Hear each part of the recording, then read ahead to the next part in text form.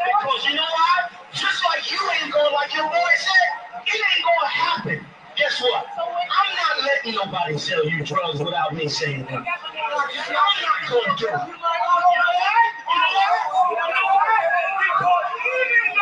Even though I don't know you, guess what? Just like that's your boy, guess what? I'm your boy. Even though I don't know you, I'm not letting nobody sell you crack. You know why? Because I never saw you before. But you're a black man like me. And it's worth something. My whole life was trying to find something to follow. Had loyalty, every man tried to borrow. Felt pain and a lot of sorrow. Got betrayed, so packed, I didn't even have my heart broke. Living confused, about to lose hope. Cops got me on the side of the road like a sideshow. Need an antidote before I croak. Now I'm setting fire to Rhythm Man Blues, call this guitar smoke.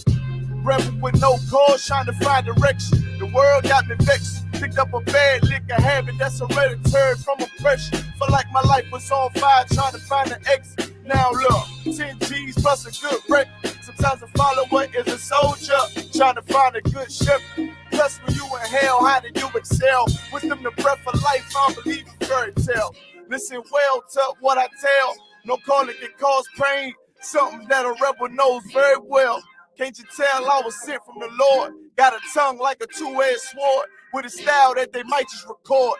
The only thing equal is the curse for the wicked and the righteous reward. Have mercy on the many, don't see it. Separated from the tares, now on my prayers, and it's so be it. A rebel, take the world by word of mouth. UPK, we the rebels that you heard about. Yeah. And it ain't gonna stop till 100 verdicts in the house and I'm handing verdicts out. Get rank, you ain't heard a clout without a shadow of a doubt. These devils hitting licks off us. Fuck the bank, I'm about to stone the pocket ticket office. Can't sweet talk us, cannot stop us. And plus I know the feds watching us. Telling people that they church full of witch doctors. Put us in prison, they stockpile us. Meanwhile, UPK turning rebels into rock wallers. In league with mighty men, and now I understand things that never truly made sense. Like why I'm crying at this funeral for a criminal, knowing he ain't innocent, it's fucked up. But my boots shine, standing between two priests, about to blaze on their ass, call it tough love. Look out for niggas just cuz, and wouldn't touch a white bitch with OJ's black gloves. Father, forgive me for my error. I'm forever by your side, clean and purge me of all my flaws. This the reason I'm alive. Thank God for this truth, cause for a long time was a rebel without a cause. Look, man, first time I met Commander Junior Hanna, man, hit 3807. Rebel without a cause. My little daughter with me. Opened the door, he was dropping the truth for me and all that. Rebel without a cause. Man, you know. You do your time, we taking the mountains, training in hand-to-hand combat. Rebel without a cause is the reason I'm alive. Up, thank nigga. God for this truth, cause for a long time was a rebel without a cause. And you cannot whoop us. We're already dead. We're already beaten down. We've been beaten down for 400 years. We already got the wounds inside and outside our bodies. How you gonna hurt us? You cannot threaten us. You cannot frighten us. We live in the most frightening places, under the most frightening conditions.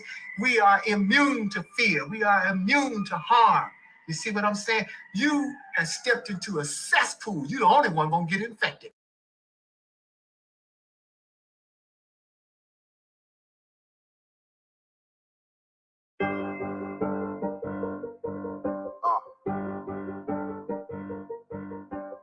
Yeah. On 44 shit, you know what I mean? Busy man, busy man.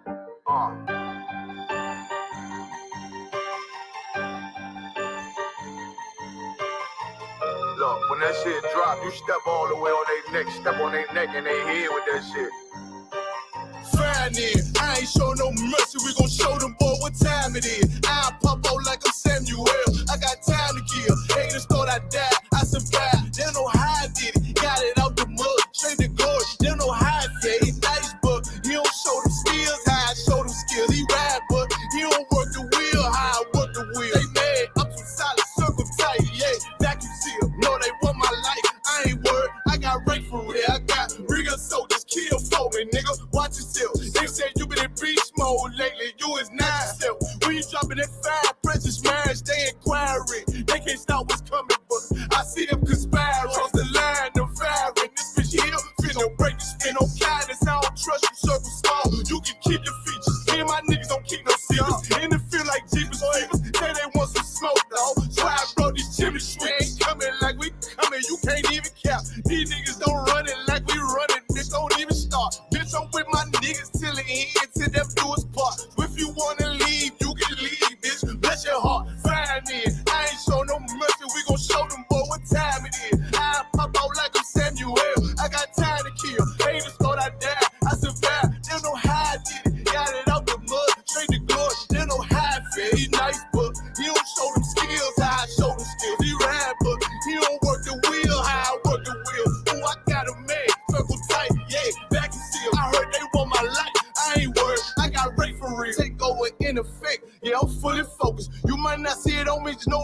in that bitch fully loaded. Ooh, yeah, we up and rolling. Told them I need major motion. Nigga, I'm joking. I'ma school them niggas like they baby Jody. Got it out the dust, now I'm too clean. Don't know why they hate me. What you want out life, dog? Guns and butter, baby boy. UPK top, dog. Certified road runner. I'ma turn that econ line to a damn tank. I got chopper stash in the attic like they air frame. They had that shit on lock till I snapped on them like ball cutters. You cannot play both sides, gotta choose your colors. See, I'm throwing that one up with that W, that's my blood, bro. Fine in. I ain't show no mercy, I'm gonna show them boy what time it is. I pop out like I'm Samuel.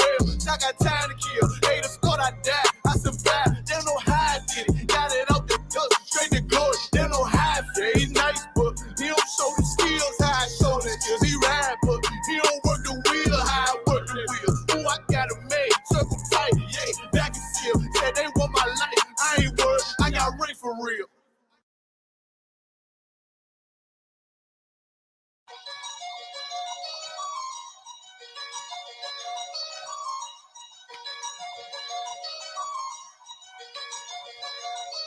Perfect.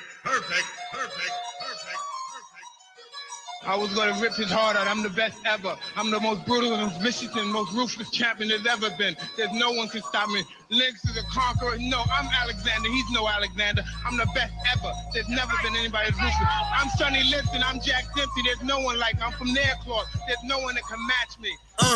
No affiliation, why they faking? This ain't for debating. We the real, they really imitation. I be contemplating why this ain't no like heavy rotation on radio stations. I just pray the Lord give me patience, cause I'm running through these rappers like my name Walter Payton. Shitting on these rappers, 9 to 5 is my occupation. Raw, you come in with your best troops, you best bring more. Already told you I got the juice like Orenthal. Already know what I'm about to do, bet your men fall. Everyone know that we got the truth, all your men falls. So boss, overtaking our enemies. Moves calculated and orchestrated like symphonies. Smooth operated when bringing haters to misery. Top 5 list ain't shit unless you mention me. Yeah, that's why we don't associate. Fuck niggas make them more.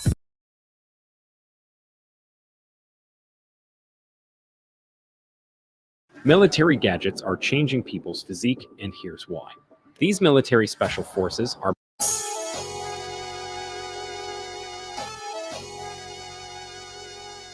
Moderate Mark Productions. Yeah, how I pulled out all the demons, got a nigga walking clean. Though I got the same drama, I don't think the same thing. My desire is the kingdom, forget your damn dream. My reality is king. Follow the creed, Shema, Yasha Allah, Yahweh Allah, Hayanawa, Yahweh Akkad. We serve one God. Behold, He has the power to devour all our enemies. We be on the front line, preserving our energy. Act like you're kin to me and be of good use. I'm a living sacrifice and need a good boots. I got the juice, the water, and the cola. Mix that with battery acid and baking soda. Let the words super soak it. I'm striking you like a cobra, on fire like supernovas. I'm a UPK soldier, undefined, years older, but look at me as a babe. Paraventure, watch a real man behave. With a beard, not a shave, fringes all custom made, with borders of blue, and the old man in the grave, the shield of the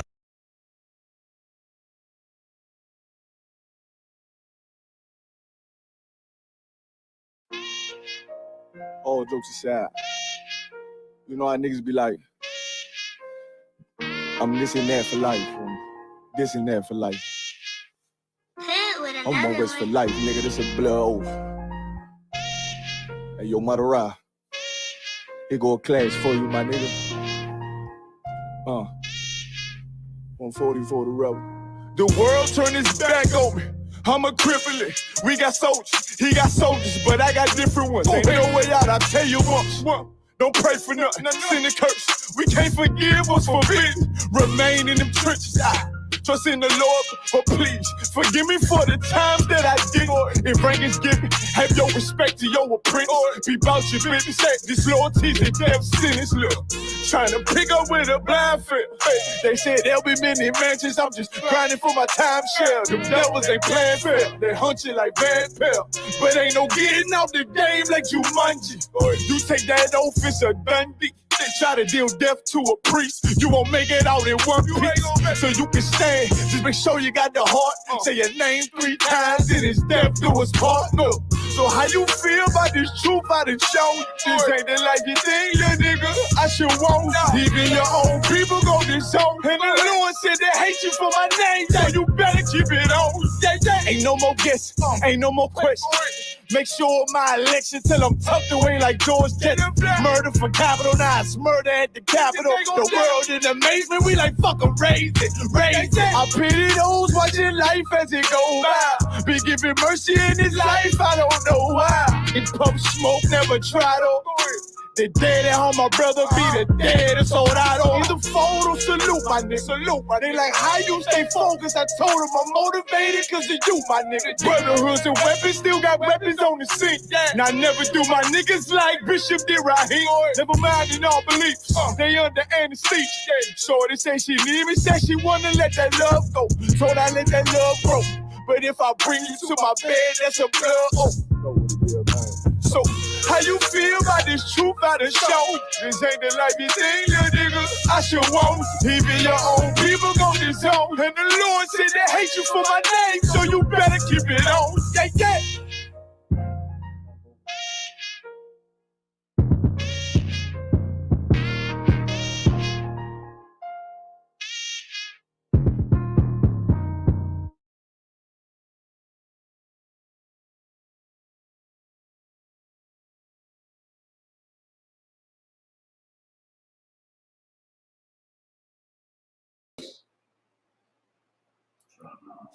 Ready to check, check. You know which mic this is. It's mic 1. Pause. Turn that up well. Sure. Just slide up the level.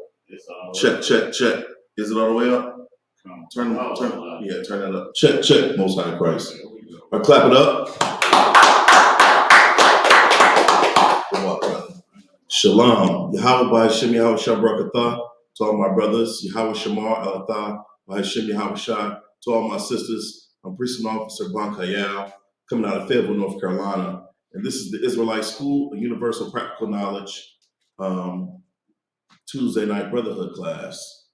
And we are the Israelite School of Universal Practical Knowledge, coming out of 1 West, 125th Street, Harlem, New York, under Commanding General Yohana, man. Right. And the beautiful thing about this place is that this is a school of learning, you know. In this school, we learn things that we have been miseducated about in the world, from our parents, from the school curriculum, from us being in the Christian church, us being in the Muslim mosque, or whatever other false religion is out there that our people, so-called Blacks, Hispanics, and Native Indians, fall into, whether it be the Roman Catholic Church, whether it be, you know, the traditional religions of the earth, Santeria and, you know, Yoruba, or whatever our people have fallen into. What the ISUPK is doing is bringing us back to the tradition of our fathers. Right. Okay, so you can find the truth about who we are, the absolute truth about the traditions of our people via our forefathers. All this can be found within the pages of the Bible. This is not a so-called white man's book. The Bible is the paradigm for the way in which Blacks, Hispanics, and Native Indians should live their lives on the earth, okay? Right. Wherever you are scattered across the 4 corners of the world,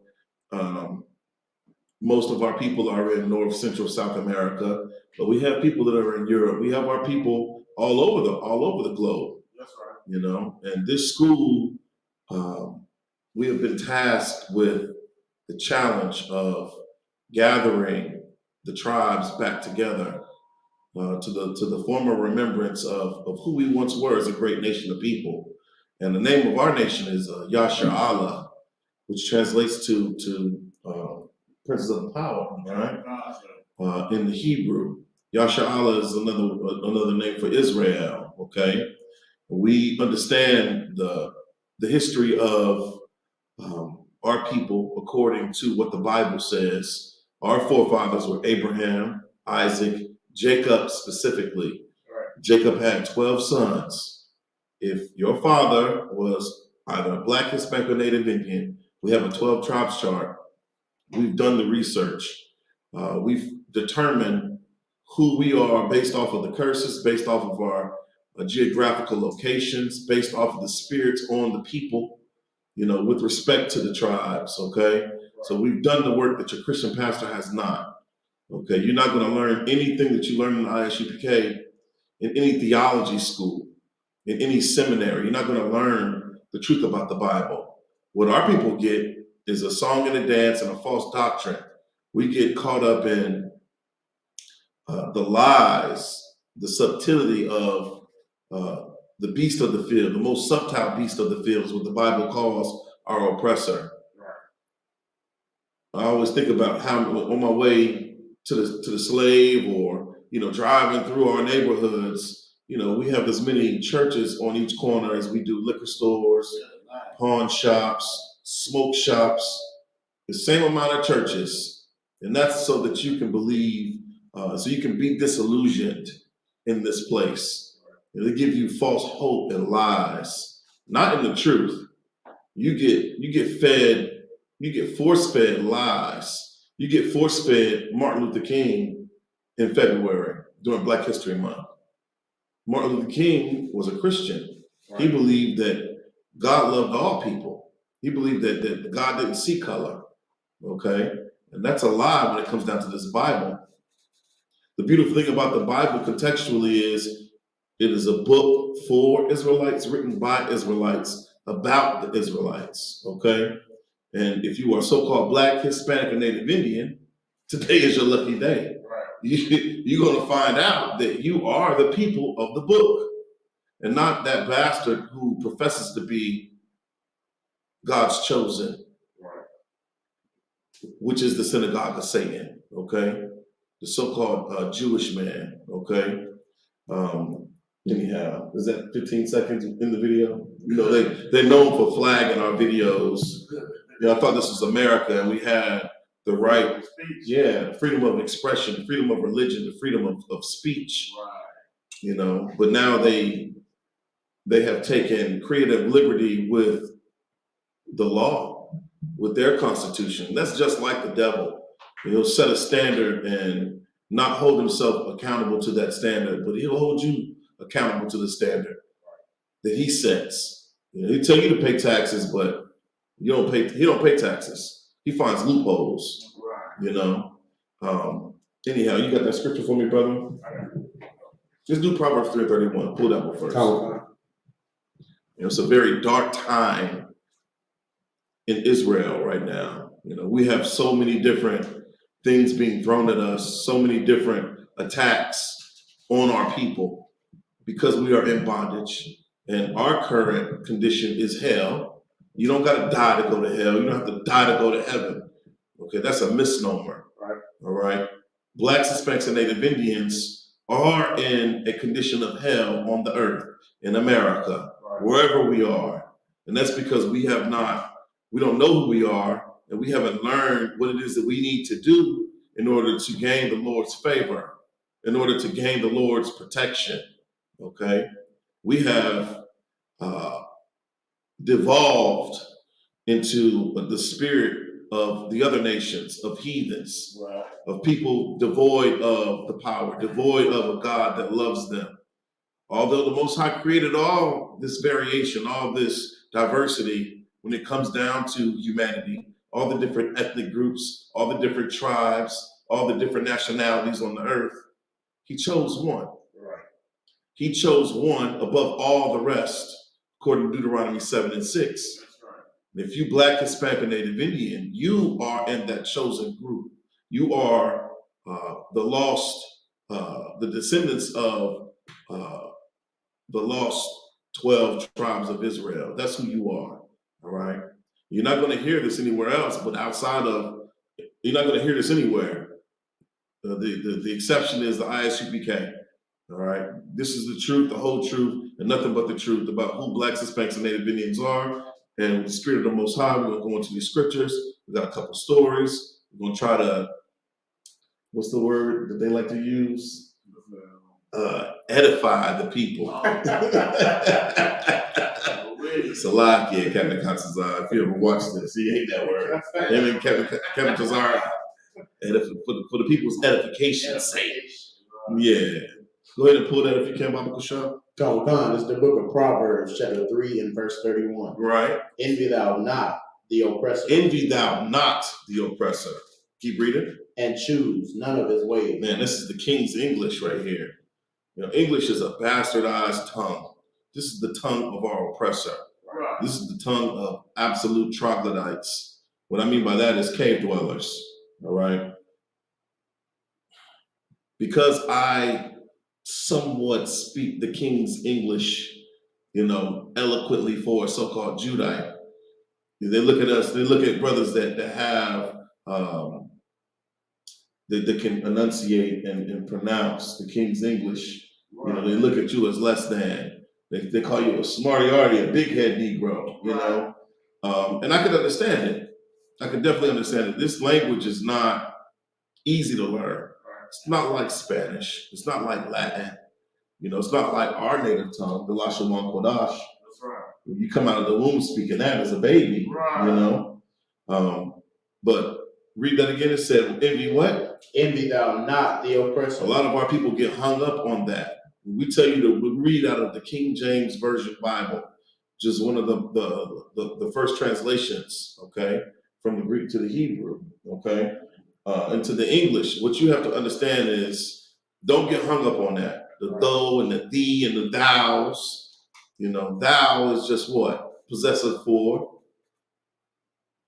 Envy thou. What is thou? Yours. Envy thou not the oppressor, right? What does thou translate to? Who? Envy you. Envy thou, right? Possessive to you. Right. And how would you envy anything? You know, that goes against our law. The spirit of envying is coveting. That's right. And you know, it's really interesting when I read this. When I read this verse, something new always presents itself as far as information that we can use to teach. So, in the spirit of envying, there's a saying, there's a proverb, right? Comparison is a thief of joy. It really is. You know, we look outside of our communities, the things that we established, leaving the plantation. We looked outside and saw how our oppressor was living and wanted his lifestyle, his way of life. We wanted it for ourselves. So much so, Shalom, Lord Christ. Shalom, shalom, sis. We wanted that lifestyle for ourselves. And in doing that, and us envying the oppressor, we took on the spirit of the oppressor, which is they hate each other. Oppressors, you ever heard of the Hatfields and McCoys? Yeah, you heard of the Civil War? You know, you ever heard of the Revolutionary War? You know, our oppressors always at war with themselves and their brothers. You know, we can't take on the spirit of hating one another, being divisive, being divided, being separate. That's not a spirit that is becoming for our survival, being God's chosen people.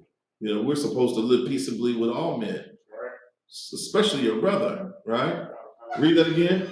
The book of Proverbs, chapter 3 and verse 31. Envy thou not the oppressor. Envy thou not the oppressor.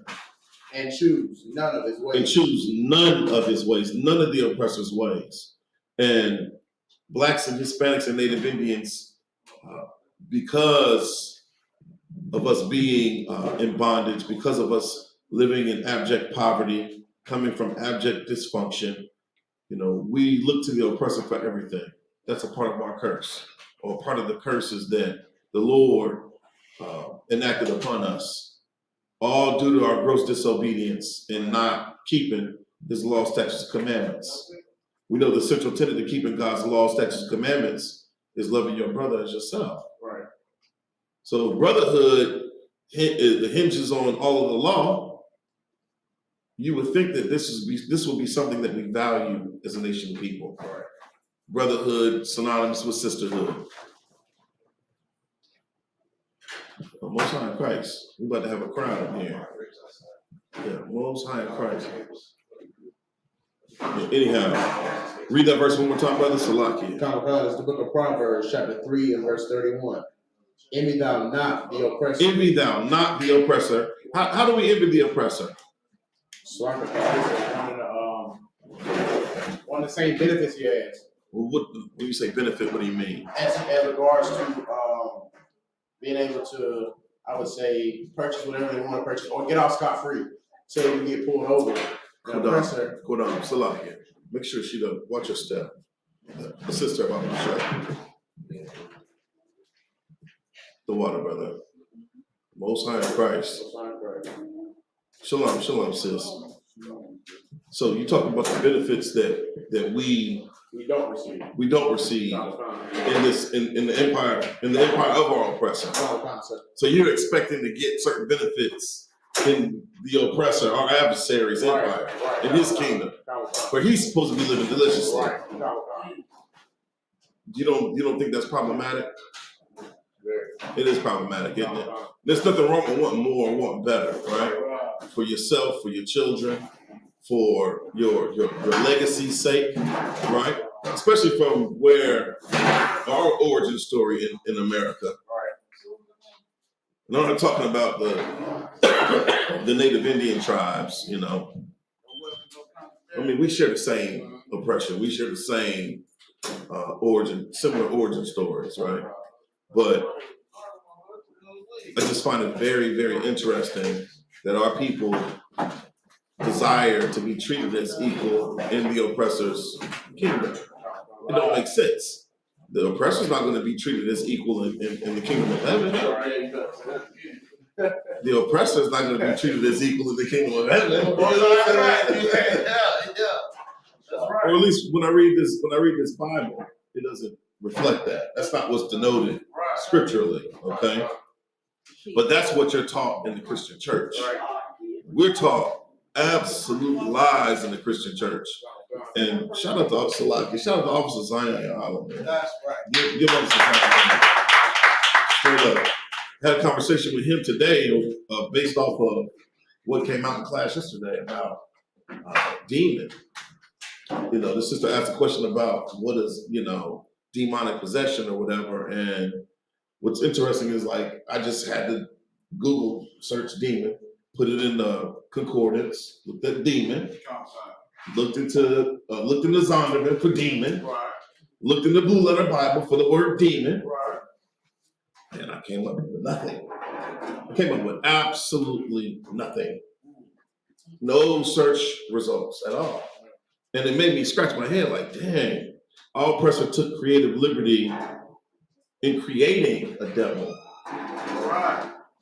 He took creative liberty in the structure of heaven.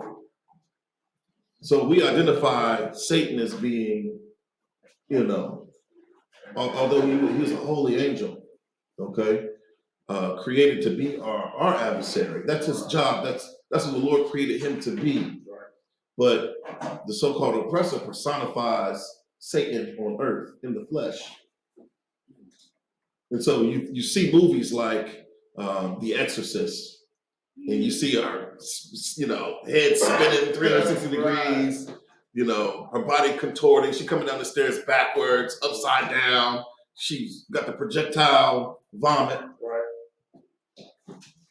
And it's like, nah, this individual is vexed with a spirit, an evil spirit, right? Spirits that we created for vengeance. You know, that's what I understand according to what the Bible says. But this whole thing about a demon, you know, see all the movies that's out about demons and demonology and all this craziness. Where'd that come from? I think the origin of that is what? Catholicism? That's the priests, they come in and they're the ones that perform the exorcism. They don't have any power. The Most High Power doesn't know them. He doesn't recognize them. This work is for Israelites, if I'm not mistaken. The priesthood is for Israelites, so-called niggas, spicks, and wetbacks. Not some Eastern European that's speaking, you know, Latin. You know, so we have been really miseducated in all across the world. You believe in, you know, that you're going to see the Wolfman and Frankenstein's monster when they cut the lights out. Right. You don't got to turn the damn lights out. All you do is walk out your house. That's right. Vlad the Impaler was the real Dracula. There's a real devil. You know about Vlad the Impaler, right? That's the real life human being that the character of Dracula was made from. You know, and he was known for. He's called Vlad the Impaler. Google it. He was a real life devil. He was a real monster. So this is what you got to understand. Our oppressor is the devil that the Bible speaks of. Okay, he truly is the monster that he doesn't want you to believe he's a monster. So he creates all these imaginary monsters like werewolves and vampires and Frankenstein and Frankenstein's monster and all this crap. When he's truly the monster, he's truly the devil on earth. Right. So as Blacks, Hispanics, and Native Indians, we cannot get into the spirit of looking at these people like they have anything that we want. We can't look at these people and their kingdoms and their empires and their skyscrapers and all their fancy homes and the clothing and just we can't look at any of this stuff like it's something that's going to be beneficial to us, because the Lord going to burn all this stuff down anyway. Right. We are on the cusp of World War III. You do know that, right? Right. Geothermonuclear war is literally at the door. All the other nations against America, essentially. You see what's happening with the dollar and how it's being, the threat of it being devalued by the world's superpowers. You think about how cozy they're getting over there in Europe. North Korea and China and Russia, all these supposed communist regimes. Can you imagine if all three of them decided, they just all determined that they want to be against America? I mean, that's the direction in which things are going. Right. This is our reality. Blacks, Hispanics, and Native Indians cannot afford to continue to live in la-la land like our oppressor, who created the metaverse as a distraction, as disillusionment. That's what that is. Okay? Our entertainment has been weaponized, against us. And we talk about this stuff all the time, the hidden messages in our entertainment, in our music, the movies that we watch, the television shows, all of it is toxic. It's all poison. These are the things that we ingest, and spiritually, it does have an effect on who you are, on the way that you think, and the way that you behave, our conduct, the way in which we treat one another. You have to come into the Isupk to learn social etiquette. You got to learn that you got to love your brother as yourself in here. Right. We always talk about the golden rule: do unto others as you'll have them do unto you. Right. Right.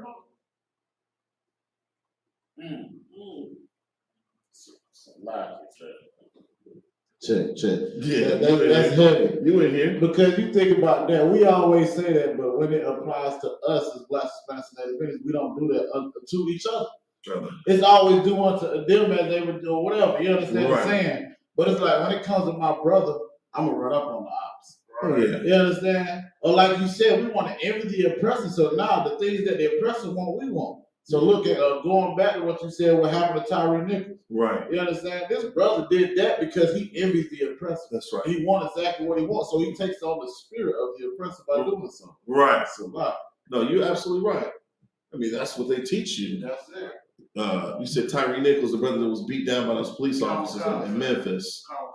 3 of which were from one of the Divine 9 fraternities, Omega Psi Phi, the top dog, the Q dogs, right? Right. And that's what they always talk about, is them being staunch advocates of brotherhood. But every college I matriculated from, they were always suspended off the yard because they lacked brotherhood. They were always in trouble with the Panhellenic Council for hazing. You know what they do when they haze you, right? They make you take wood as a man. Pause. It's ridiculous. So read that scripture again. It's the book of Proverbs, chapter 3 and verse 31. Envy thou not the oppressor, Right. and choose none of his ways. So you think about the spirit of the oppressor, he is a murderous bastard. We all been watching the news here We all been watching the news here lately. And you see all the violence that has been meted out specifically to our people. Right. And you know, you get the deflection where it just happened. Somebody pulled in somebody's driveway and the homeowner basically fired shots and killed one of the passengers in the vehicle. But they was in the mountains, okay? That was what you call white on white crime, okay? It's an act of war for one nation to commit a crime, especially like murder, against another nation. That is an absolute act of war. And if we were back in tribal times, like my tribe, my nation would be at war with your nation.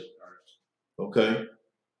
Blacks, Hispanics, and Native Indians, we don't recognize us as being blood relatives today because of the oppressor, because of his divisive spirit, the things that he teaches in his schools, in his universities, in his elementaries. They teach that the interaction between the Native Indian and the Pilgrims or the early colonists was a benevolent one. Right. Until you Google the Green Corn Festival and you see what actually transpired via history. And then beyond that, the over 300 years of Indian wars. Right. To the point where somebody had to lose, somebody had to be killed to the point of extermination almost. Right. This is the reason why the Native Indian is relegated to the reservation. And the so-called oppressor gives them crumbs by erecting a casino on their lands, not the native lands. This is some foreign land. These lands belong to another tribe that was displaced. Right. Okay? And you notice the land that they put them on is not fertile. No. It's not fertile at all. You put them in the middle of the desert somewhere. Right. Where they don't have the resources to, sustain themselves. Okay? Anyhow, we cannot envy the oppressor. We got to stop choosing the ways of the oppressor. And that the chief way that we choose of the oppressor is of hating one another. We got to understand simple terms like hate. Hate just means what? What does hate mean? I had a conversation with a brother at the slave today. He said, "Oh, I hate that. I just can't stand the word hate. I can't stand using the word hate. But every other sentence, he hate this, I hate that, I hate this." And I'm thinking like, do you really believe what it is that you're saying? Because I remember there's certain strong words we couldn't use growing up. Hate was one of them words. But we confuse the hatred that we've learned under the boot of our oppressor. That's violence that we've learned. We haven't learned true hatred. What I mean by hatred, Officer Cordon, what was you about to say? So I said from hate just means to separate. That's it. That is it. You hate broccoli, what do? Somebody put broccoli on your plate, what do you do with the broccoli? Yeah, you separate it. You move it from the rest of the food. You don't want the juice from the broccoli touching, your chicken or whatever, right? You just separate it, put it in the napkin, fold it up, toss it when ain't nobody looking. You don't like broccoli? Good night. Most high guys. Yeah. When we talk about hatred, it's a real simple thing. There's nothing wrong with hating because God hates. You learn that in the book of Romans. God hates. And this hatred is about a specific person, specific people, specific nation on earth. And on the flip side of that, pull that. You know what I want. Romans what? Good night. These brothers is in here. I got some officers in the room tonight. Give them brothers a hand. Yeah, Romans 9 and 13. Let's pull that real quick. It's the book of Romans, chapter 9 and verse 13. Right. As it is written, Jacob have I loved, but Esau have I hated. Man, as it is written. This is crazy. You think about something that's written, this is documented. This is on the record. What else is recorded? The law, statutes, and commandments, written on stone tablets, right? Those are the things that were written aforetime. This is what is recorded. As it is written, this is written in the history books. This is biblical, okay? As it is written, what? Jacob have I loved. Jacob have I loved. Who is Jacob? Who knows who Jacob is in the room? Anybody know who Jacob is? Go ahead, sis. You got a mic over there? Just push the button. Bible shop.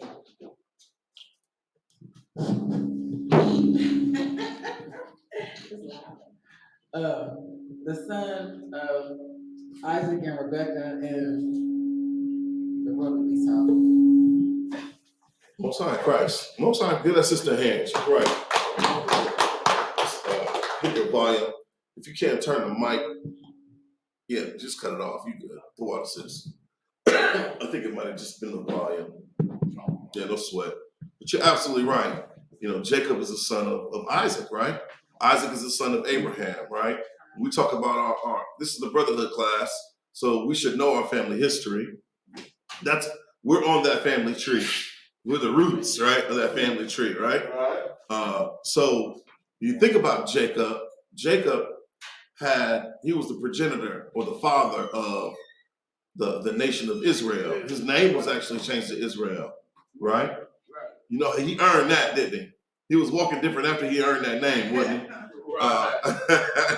So Jacob's name was changed to Israel. He became the progenitor or the father of the 12. He had 12 sons. Each one of these sons became a chief of a tribe, right? How many so-called Negroes are in the room right now? I'm gonna put my hand up because I'm a Negro. Yeah, mostly. I don't know, sister. Are you gay? My father's Chicano.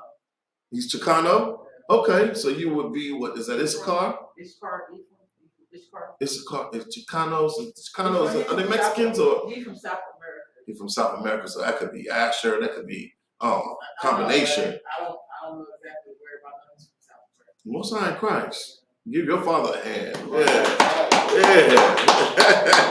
He the reason why you in here, you know what I'm saying? And not out there. But yeah, so we talk about Jacob having 12 sons, like me being a Judite. Judah was the fourth born son of Jacob. Okay, right. It's a beautiful thing being a Judite. I ain't saying it in the Lord's favorite. I had two brothers at the Passover in Houston got into a little debate about who the Lord's favorite was, and this brother happened to be a Benjamite. And he kept talking about Benjamin is the Lord's favorite, la la la la. And he was arguing with a Judite. That's the wrong thing. That's a bad combination. Right. Neither one of them gonna let down. Go ahead, sis. Well, really, even though you say he's your favorite, but they said David was after God's own heart. So it's not so much who God's favorite is, it's how much your favorite, you know what I'm saying? Right. You seeking the Most High. Right. No, you're absolutely right. Nah, you're right. These brothers was arguing about who the Lord's favorite was instead of them focusing on, you know, their love for the Most High. Exactly. They were, you know, that's divisive, and it's the spirit on that is divisive. That's causing division. To say that the Lord loved me and my people more than He loved you and your people, or your forefathers, or your chief, you know, and it's like, no. But I will say this as a Judite, you know what I'm saying? You think about star players, you know what I'm saying, on a team, you know, King David. Right. What tribe was King David from? Like you said. Right. He was a man after the Lord's own heart, right? Yeah, David, his son Solomon, right? King Solomon, the wisest king that ever lived, right? He was wise, but he had strange wives. You know, that made him unwise in my eyes. But the Bible says he's wise, so I'm gonna leave it there. But that plagues us to this very day. You know, the strange wives. You know, General Muhammad says it's a very low class thing you can do. as an Israelite is to want to mix the holy seed with that of a heathen, you know. That's denying the bestiality in my eyes. That's the way I have to look at it. Even when I see those pogs, you know what a pog is, right? Anyhow. So you go back to the scripture, right? You know, when we want these, you know, these strange women, or I guess that's for lack of better words, but when we ask or want for these women, you know, we're going back into what Proverbs 31 says, we envy the oppressor. You understand? Because what's better than a black, Hispanic, and Native Indian woman? That's right. Nothing. You understand? So it's a lot. Here you go, pandering in here. In here, pandering. No, you're absolutely right, man. You know, I just search high and low, and there ain't nothing better than what I have at the crib. You know what I'm saying? I chose a woman from, you know, my own bloodline. Now I'm not talking about like my sister, because I ain't have no sisters. My daddy, you know, my dad didn't produce any girls, okay? But she's literally my kinsman, essentially. She's my sister. I chose another Judite. I felt that, you know, I would have brought shame to my mother by bringing an Edomite into her house. At one point in time, you know what I'm saying, you was out there, you know, sampling. But it just wasn't right, you know? It's like the pieces of a puzzle, you're trying to find the right fit, you know? And nothing quite fit like the Judite that I have, you know?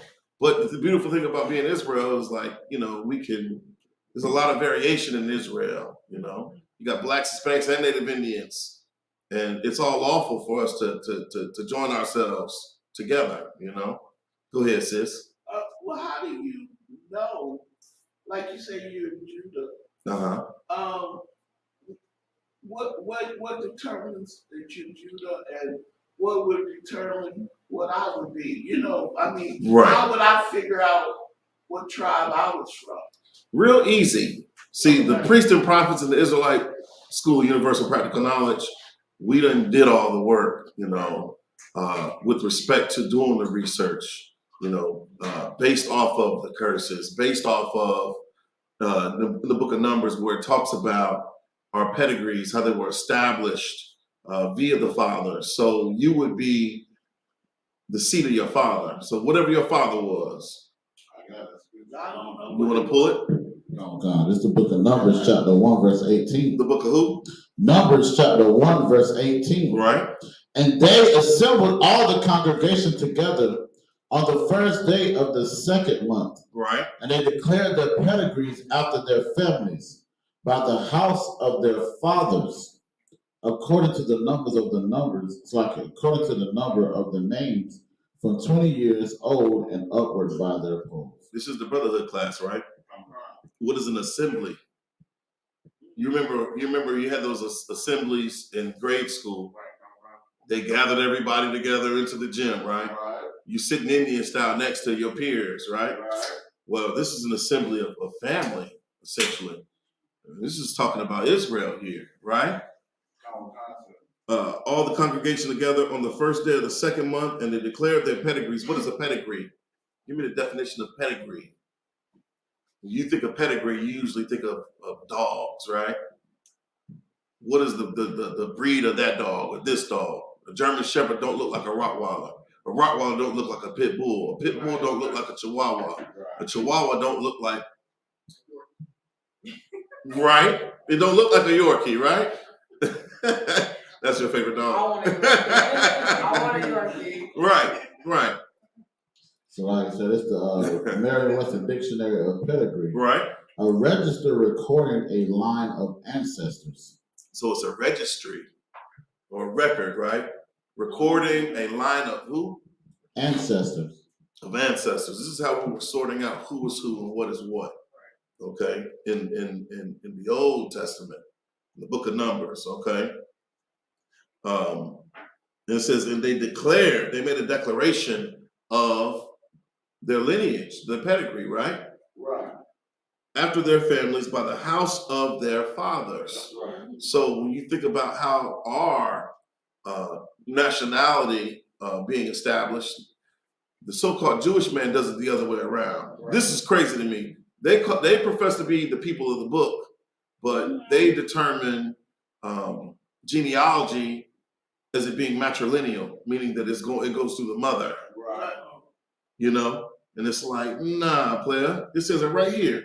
This is how our pedigrees were declared. This is how they were established. It's denoted right here in the book of Numbers, first chapter, 18th verse, right? Of their fathers according to the number of the names, from 20 years old and upward by their polls. So you ever, you know how the census, every few years they have the Census Bureau come through and they gather information about your household, how many people are in the household, the ages, your income, everything, right? Like demographic information. That's what we were doing way back when, okay? And this is what helped us determine, like I said, who is who and what is what. So today, all you gotta do, if you Black, Hispanic, or Native Indian, is come get in class.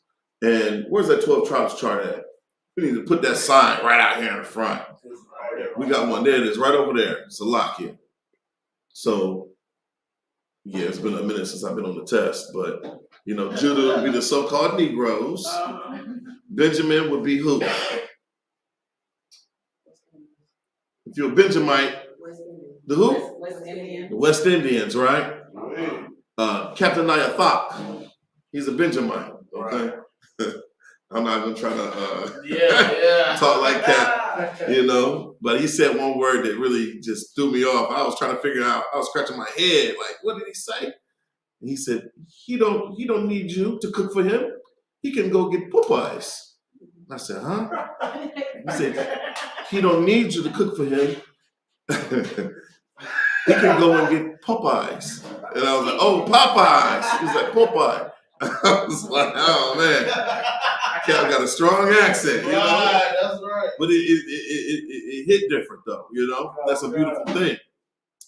We got variation within Israel. You don't have to look outside of, you know, God's chosen, you know? What was you about to say, sis?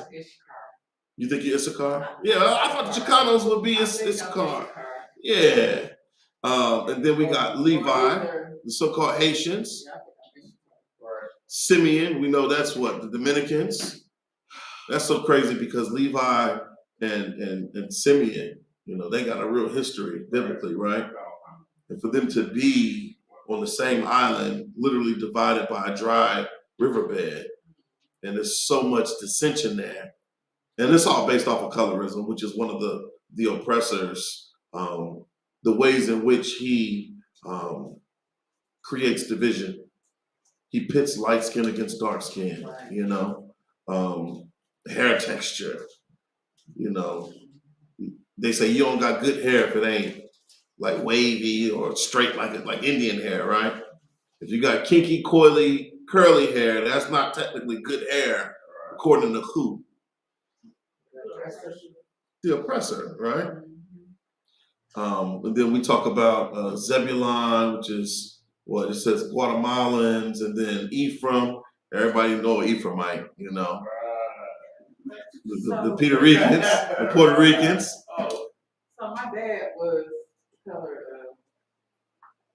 Officer Canal. That don't mean nothing. I know. Yeah, nature knows no color line, right? So I know I've seen Africans that are hair like Canard. right. What? Curly, he got curly, soft. When you take his hair down, it's curly and soft. It's like it's just pull it and it just goes back. That brother got good hair. Yeah. The Most High Christ. Oh, it's from the wine. Lord have mercy. Man, that's a good thing. We talk about Manasseh, the so-called Cubans, right? And then we got Gad, the Native American Indians, or the indigenous to what? North Central South America. First Nations peoples, right? And we're just a big mixture of all of that, right? Yes. And then Reuben, the Seminole Indians, Naphtali, Argentina to Chile, Asher, Colombia to Uruguay, and then Issachar is the so-called Mexicans, right? So like I said, there's a lot of variation with respect to our nation, with respect to our. I still don't know. You know what? That in itself is a part of our curses. You not knowing who your father is, what he is, what his ethnicity is. Did you know your father? Yeah, but he was from Florida. That's all I know.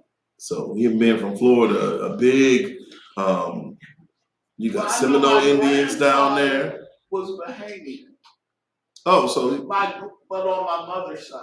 Oh, okay. So Right. we wouldn't even really need to.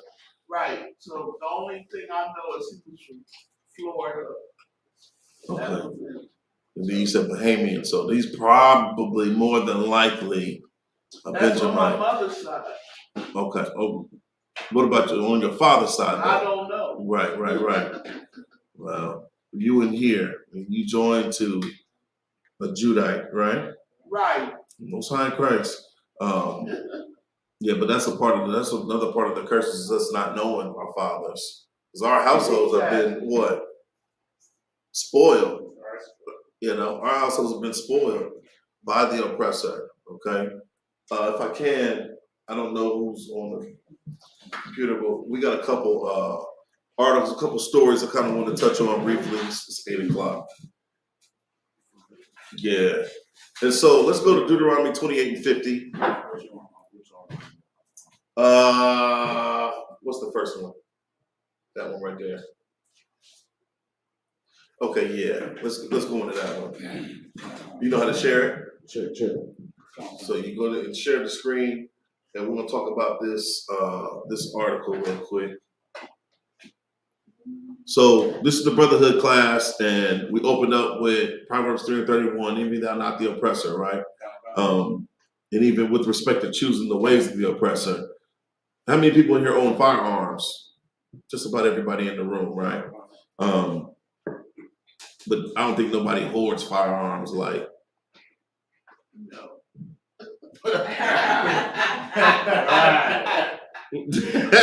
Officer Zion. Yeah, let me finish that. I don't think anybody hoards firearms like Officer Zion Yala, okay? But, you know, for whatever reason, some brothers just like guns, okay? But I understand the responsibility that you have to have by owning a firearm. You know, it's not, our weapons of warfare are not carnal. Right. So we can't depend upon those firearms in the same spirit that the oppressor does. He'll have a whole basement filled with guns and hoarding ammunition. They say for each gun you have or each caliber, you should have at least 1,000 rounds of ammunition. That Blacks and Hispanics and Native Indians, because we live in poverty for the most part, you're not going to be able to stockpile ammunition. You know, some of that ammunition, I guess, is what, 22 long rifle. You could probably get 1,000 rounds real easy for cheap, right? But that 5.7 round, you ain't getting 1,000 rounds of 5.7 or 10 millimeter or even 7.62 now. You're not going to be able to stockpile that without taking a real hit in your wallet, okay? And you already know we don't have a pot to piss in nor window to throw it out of. Right. They're charging us double to rent out their homes that's been paid for, you know? They're charging you double to live in their houses that were handed down to them by their great grandparents. Oh, Most High Christ. You know what I'm saying? I was about to exercise an option in here. All right. So you give me the book of Deuteronomy 28 and 50. Time. It's the book of Deuteronomy, chapter 28, and verse 50.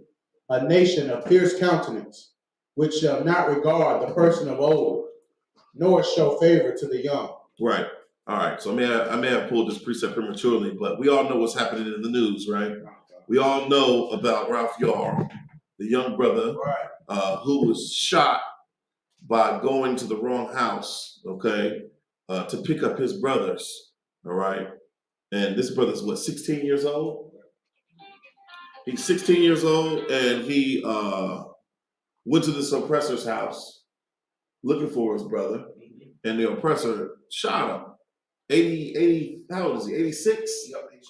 Yeah, the oppressor was 80-something years old, And he shot this 16-year-old. I mean, he envied his youth. The brother's like 6 foot tall. My son, he's 13. He wears a size 13. You know, there comes a time when a black boy, black Hispanic or Native Indian boy, you know, they're cute at one point in time, but then when they reach a certain size, they're not cute anymore in the sight of the oppressor. Now you become a threat in the eyes of the oppressor. You try to get insurance on your home or get the property on your home, an evaluation. If you got a teenage boy in the household, it lowers the value of the home. It brings the property value down in the neighborhood, you know?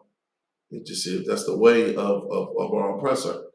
I'm sure in the kingdom, it won't be no devils, you know what I'm saying? Getting real estate next to me, next to my plantation. You're gonna really bring down the value of my property, okay?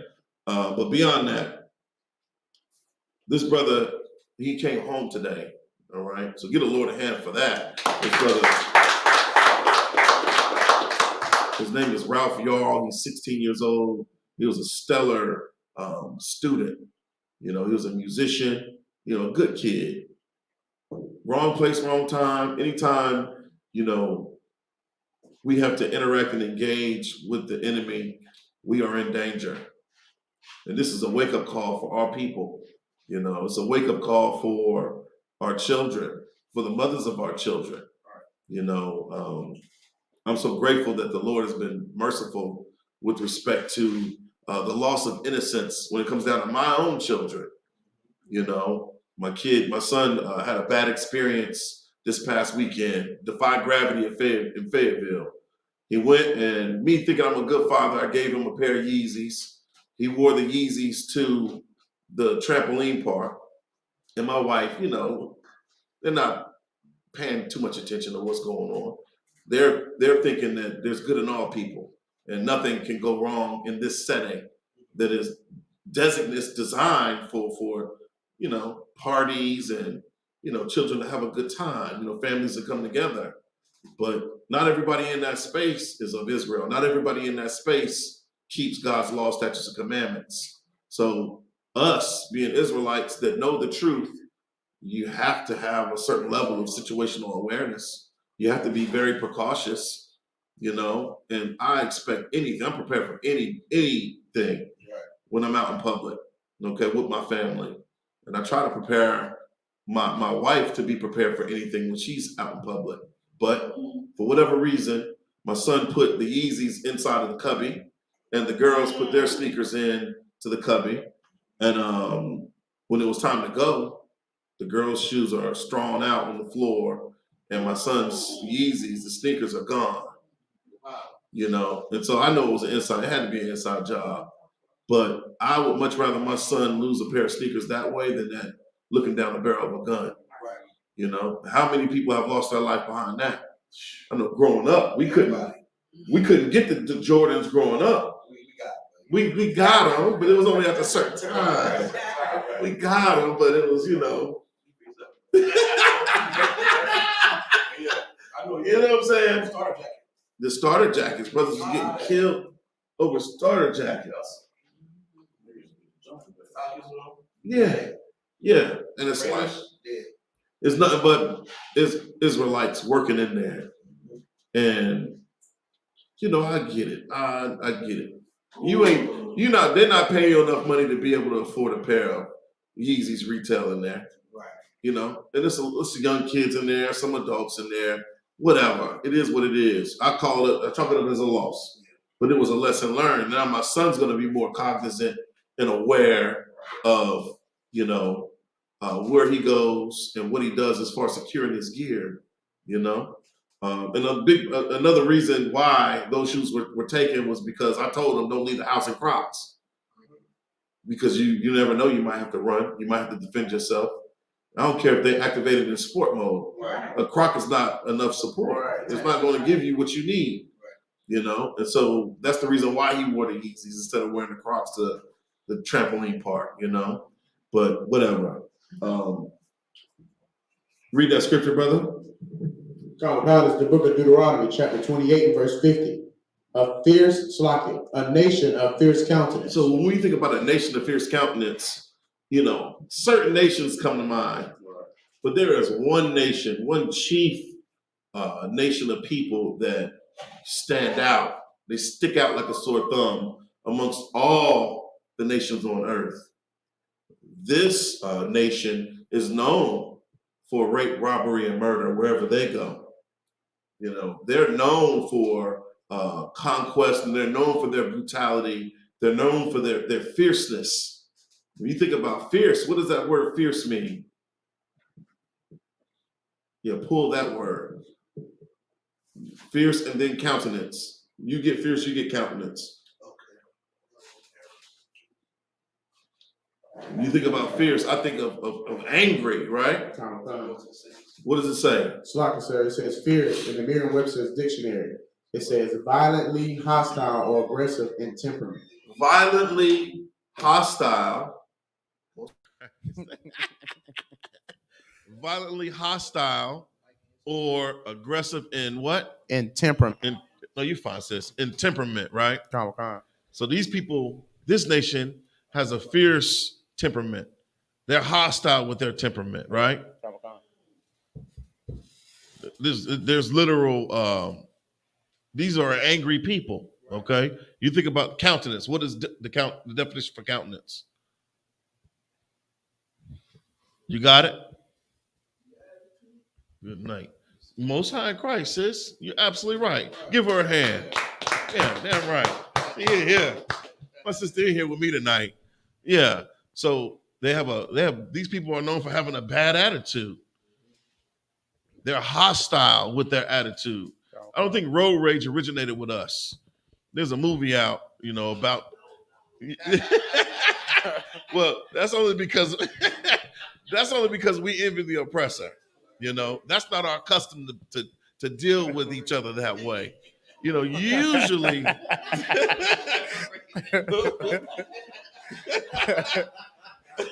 She got road rage. Oh, most high in Christ. She in the bathroom. Right? And you know it can spill out into some real violence, right? We were in New York. We had did a turn and burn that Passover. I think it was because I had Hebrew Academy, and it would just been a lot, you know. And the rib was unclean anyway, so it was like, was you there, Quidam, that year? When we went to New York, and we went through Gettysburg and all that, went through Princeton, New Jersey, avoiding the tolls. Oh, man, yeah, good night. And there was a guy who was driving erratically, and I was driving the van, and we were coming back. We were leaving New York, coming through the New Jersey Turnpike, and the guy was driving all erratic, and I hit the horn, bump, bump. And Officer Zion was in the passenger seat. He was just like, looking like, all right, don't hit that horn again. And the car had sped past me, but when I hit the horn, they like slowed down. And Officer Zion was like, he was like, go around and drive. You know what I'm saying? Like, don't mess around with these people up here. You don't know what they got in that car.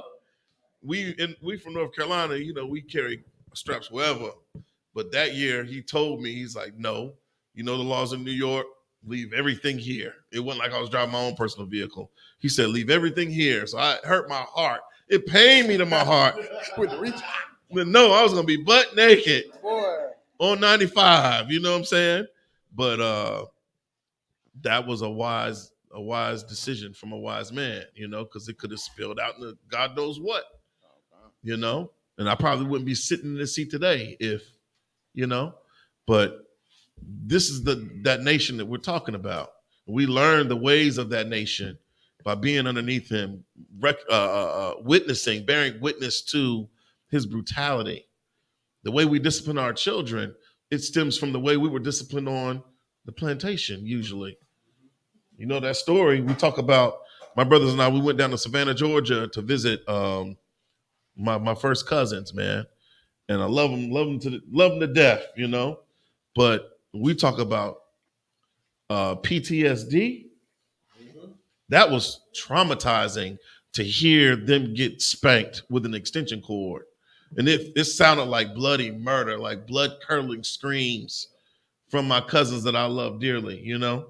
And I was just like, when I saw my uncle and my aunt after that, I'm looking at them in a total different light. Like, you're an absolute monster to be able to do this to your children and claim that you love them, you know? I could barely look at my kids one way and, you know, but to lay your hands on them in that manner, it's like, who the heck, where'd you learn that? I would never use an extension cord on a child. That is abuse. You know, that's like a bullwhip. Right. You see the parallel, you see the correlation. That's how they broke us. You know, you see that the scene in Roots where Kunta turned into Toby real quick. Right. It didn't take that many lashes, you know, for him to change his mind and to be, you know, a new creature. Anyhow, you said nation of fierce countenance. They're violently hostile and aggressive in temperament, right?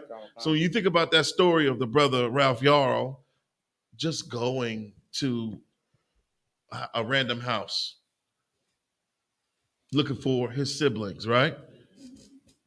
That's, I mean, come on, it's a common courtesy. People get lost all the time, right?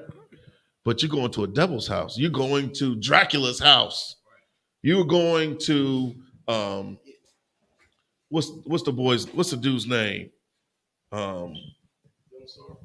Yeah, you're knocking on Dylan Storm Roof's door. You're knocking on Jeffrey Dahmer's door. You knocked on Keanu Reeves' door, and he's in a rage right now. Everybody's a victim. Everybody's going to be a potential victim, you know? And I don't know what was going through the mind of this 86-year-old man, but I can't help but to lean on the scriptures in these types of moments, in this type of tragedy. You know, this is where you find your hope. This is where you can find your respite as far as believing what the scriptures say about these people, about who you are. You talk about those positive affirmations and who we are as God's chosen, as the only royalty that ever walked the face of this earth. Well, what does that say about the rest of the people that are on earth? Right. And how you should conduct yourself when you're around them in their presence? I know that boy was not expecting what he received. I mean, he got shot in the head. Right. And it's a small caliber. It was what, a 32 or something crazy like that. It is insane to get shot with anything, but he shot this young. You can look at the boy and tell he's not a grown man. Right. He's 16. He probably got peach fuzz on his face. I could look at a brother and tell, oh, this thing about 40, or he in his 20s. Right. There's a big difference between being a teenager and being in your 20s. So as you're 86, you've been around for 8 decades. Almost 9 decades. He's almost 90 years old. So you mean to tell me that in his mind, he could not make a rational decision in that moment? I mean, he shot through the door. Right. There was still a barrier between him and the young brother. And I pulled up another tab about the castle doctrine, you know, and the whole stand your ground movement, if you want to call it that. There's legislation where to protect homeowners, to protect people from thieves, from robbers, from being carjacked, from having a home invasion. There's certain laws that are in place, certain statutes, and they're different. They differ via state. North Carolina has certain laws, and they're different from the laws in South Carolina. South Carolina's laws might be different from Georgia's laws or Tennessee's laws, okay? But it would behoove you to, if you're a gun owner, if you're a homeowner, even if you're renting your house, to, you know, study up on the laws so that you know, okay? You're supposed to be knowledgeable. You got to be cognizant of how to react in certain situations. Right. You can't react violently or in a hostile manner, in an irrational manner, because it wouldn't even make sense. If I hear my doorbell ring in the middle of the day, I'm not grabbing the first thing I'm doing is I'm not grabbing my gun. So it makes me wonder, like, he probably sitting around cleaning his guns all day long, just waiting, hoping and praying and waiting, wishing a nigga would ring his doorbell. And unfortunately, this young brother, this 16-year-old brother, Ralph Yarl, was victimized. He was brutalized in that moment. But like I said, he went home today. And you know what's sickening about this whole story is that this devil, what's his name? Pull his name up real quick. I forget his name. He was able to post bail. You know, he posted bail and bonded out and went home.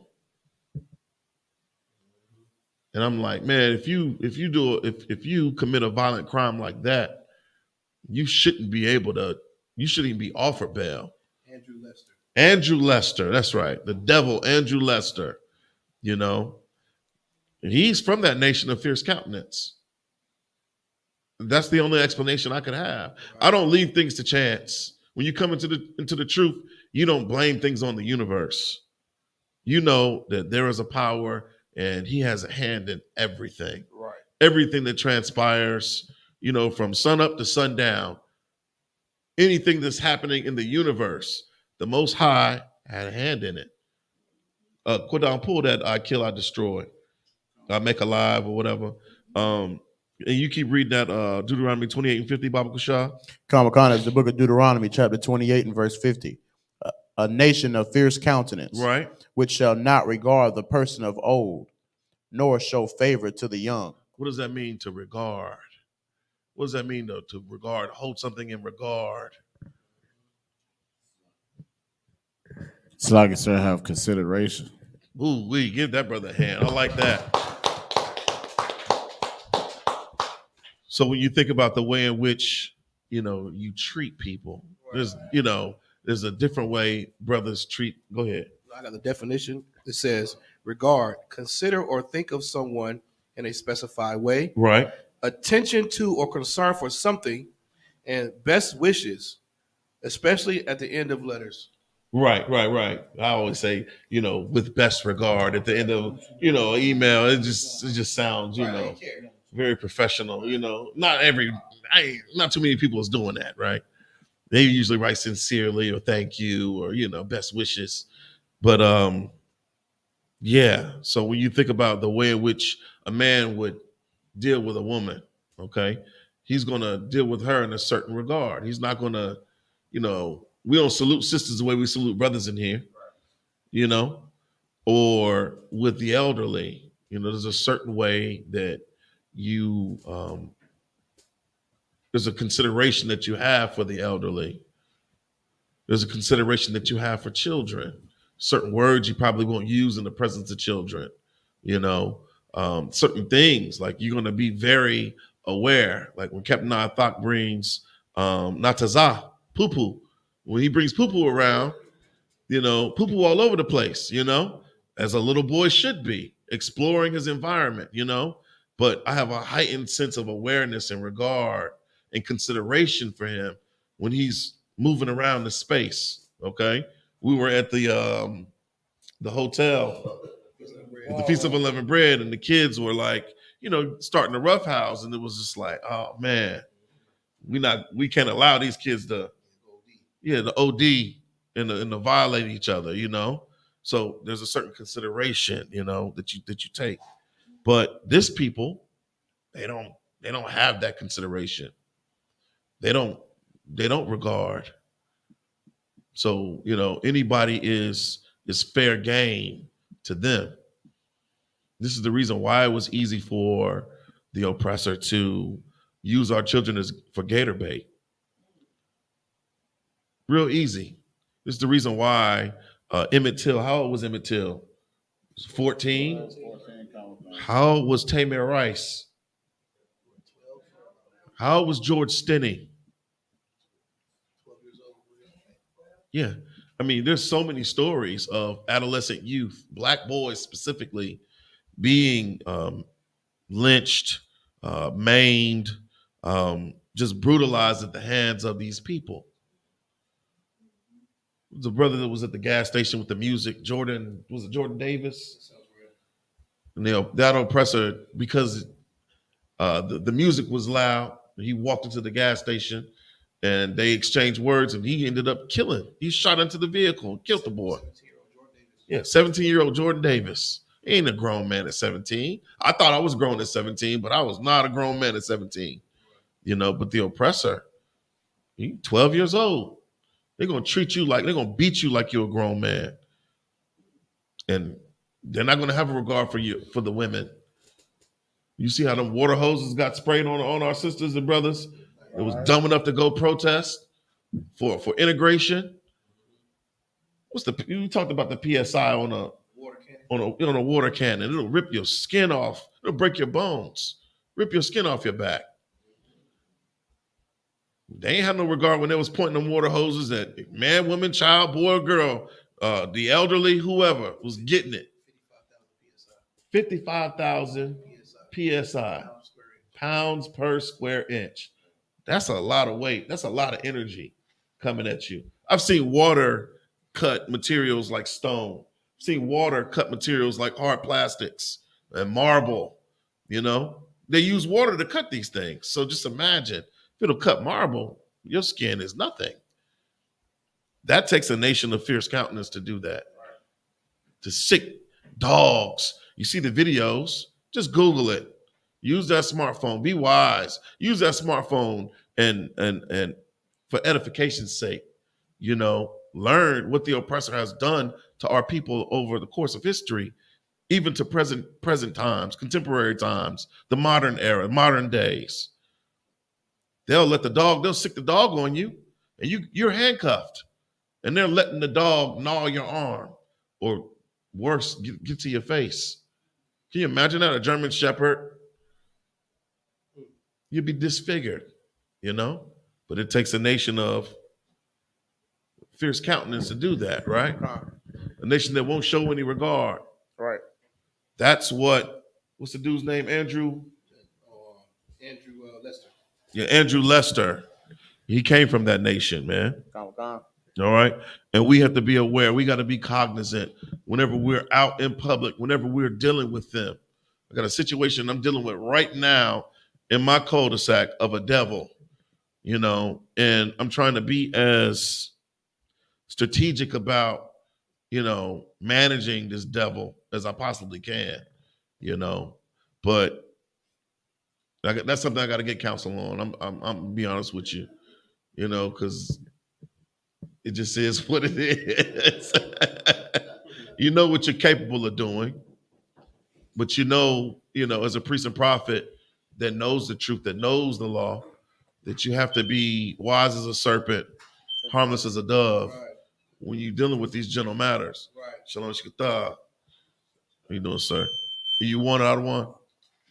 Okay, Most High Christ. Great minds think alike. No. Oh man, that's wild. Well, anyhow, is that it on that scripture? Comic-Con, sir. Let's go to Ezekiel 35:5. Let's pull that article. What article you got up right now? Killing the blacks. Yeah, pull that up real quick. Let's talk about this article real quick, briefly. We got a little time. You ready? Yep. Check. It says the killings of black men by whites are far more likely to be ruled justifiable. So there's another brother. Was it Dante Wright? Is that the name? No, that's not him. The brother that got shot like over 60-something times, or maybe it was 90-something times in Ohio. Ohio, that was. It's on the tab is up here. Oh, okay. It's like one of the last tabs. Yeah, right here. This. No, not that one. The one before that. Jalen. Yeah, Jalen Walker. Walker, yeah. You see how many times those police officers discharged that weapon? That was insane. The grand jury just denoted that they're not going to indict any of the officers involved in that shooting. And that's crazy. That is that's injustice. That's what that is. But pull the other article back up if you can. Come on. It says, the disparity remains no matter the circumstances and has persisted for decades. When a white person kills a black man in America, the killer often faces no legal consequences. In 1 in 6 of these killings, there is no criminal sanction. Right. According to a new Marshall Project examination of 400,000 homicides committed by civilians between 1980 and 2014, that rate is far higher than the one for homicide involving other combinations of races. Wow. So we talk about disparity. Disparity just means like a difference. It's a recognizable difference. There is absolute disparity when it comes down to the way we're treated via modern medicine in the healthcare system and the oppressor. There is absolute disparity in the rates of us owning homes or home ownership and the oppressor, or us being able to establish generational wealth and the oppressor, or, our salaries, on our jobs, the wealth gap. Right. That's what you would call a disparity. It's a recognizable difference, okay? Or dissimilarity, right? It shows a chart here right on the screen. When one person killed another, 2 out of every 100 were found justified. Right. When a white person killed a black man, 17 out of 100 were found justified. So the chances of you getting away with a justifiable homicide, are real slim. Right. There's a lot of factors that come into play when you're defending yourself, right? And we all see the first 48. I love that show. I love it, but I hate it in the same spirit because they give out a lot of information on there. And if you want to be a criminal, all you got to do is just watch TV, and you can get a whole education on how to commit crimes or how to commit murder and to even get away with murder. But that's speaking evil, right? Right. I would watch those shows and see how I could better equip myself to just navigate through life. Right. Be on the just defensively. You never really want to go on the offense unless, it's necessary, unless your life depends upon it, right? Go ahead, brother. And Slack, I made sure for the brothers and sisters that actually took the concealed carry class. That was actually, a big help because it gives you an insight on, what it is that they're looking for when you actually, fire a handgun or you actually, decide to actually take that step to end a life. Like it's a lot that plays along with it, and it's very strategic in how they get that stuff done. So I feel like that was a big help in navigating in life. Yeah, because you think, oh, this is my house. Right. I disconnect the cable and turn the lights out, right? They better not violate. You know what I'm saying? Nobody better not come on my house, come on my property. You ain't gonna like what I'm gonna bring out the house, that type of thing, right? Nah, there's a lot of rules, a lot of stipulations on the law or the legality of you getting away with a justifiable homicide, right? But that also goes with our laws because the spirit of our law is what? Thou shalt not kill, thou shalt not murder, right? Right. That should never really be your intent unless you are defending yourself, defending your family, defending your rib, right? Property, that's one thing. You can get that. You can get that over again. You lose it today, you can get it back tomorrow, right? That's what insurance is for. Right. Okay. But life is precious. Life is valuable, right? So we can't take the same spirit of the oppressor when we're dealing with one another as Blacks, Hispanics, and Native Indians. Go ahead, sis. They don't even charge them with the same crimes. They could hurt each other, kill each other, whatever the case may be. For instance, the Yarl kid. Right. They didn't charge him with attempted murder to begin with. They didn't charge him with that. Right. Which he shot him in the head. That is attempted murder. Right. But that's not what they charged him with. Assault. It's crazy. First degree assault. Because and armed criminal action or something like that. Right. That's what they charged him with. So even, whoever the court system, they have the same lack of regard, lack of consideration. This is a nation of fierce countenance. Right. So for them to look at that and the DAs or whoever's involved with, determining what the punishment or the charges are going to be, I would love to know who the DA is to not want to hold this 86-year-old man accountable, for attempted murder. Because that's what we think. If I'm aiming at your top, I want you gone. You know what I'm saying? Right. Oh, yeah, because, my size for one.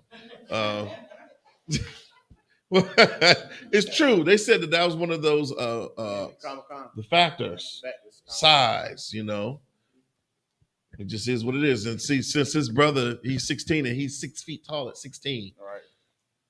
I don't know how tall that bastard is, the devil that did it. I don't know how tall he is, but we're usually larger than them. That doesn't give them it doesn't give them the there's no plausible reason for them to treat us the way that they do. In all rationale, there's no reason for that. I think with us, we're very compassionate. We consider them, even with their kids, we don't have that fierce countenance. And if we do, it's probably because, of a history or a track record. Hurt people, right? You got to have a reason usually with us for us to mete out that type of brutality or aggression. But yeah, let's keep reading that article. Come. In almost 17% of cases, when a black man was killed by a non-Hispanic white civilian over the last 3 decades, the killing was categorized as justifiable. So when we think about Trayvon Martin, the bastard's name that did that, George Zimmerman, he got away with that. He murdered him. And see, my thing is when you hear the 911 call and the responder was basically like, do not follow him. Do not follow him. Now you called 911, but that's just to show, okay, I'm alerting you to what's happening right now. It's not, I'm going to take what you say for face value. I'm going to be compliant or I'm going to follow your directives. No, because you got a fierce countenance. You don't have that consideration that a rational thinker would have. You thinking you have a bloodlust that you want to fulfill. Right.